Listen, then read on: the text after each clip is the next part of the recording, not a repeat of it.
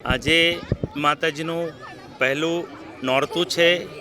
હું આપની ચેનલની માધ્યમથી તમામ સુરતીઓને નવરાત્રિની શુભકામના પાઠવું છું। હર્ષો ઉલ્લાસથી આપણે નવરાત્રિ દર વર્ષે ઉજવીએ છીએ।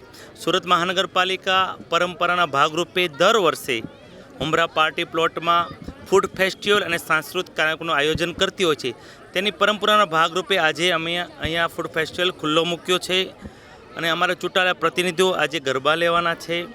હું તમામ સુરતીઓને આપની ચેનલના માધ્યમથી એક અપીલ કરું છું કે સુરત મહાનગરપાલિકા દ્વારા બધી જ સોસાયટીમાં એક પ્રતિજ્ઞાપત્ર પહોંચવાનો છે।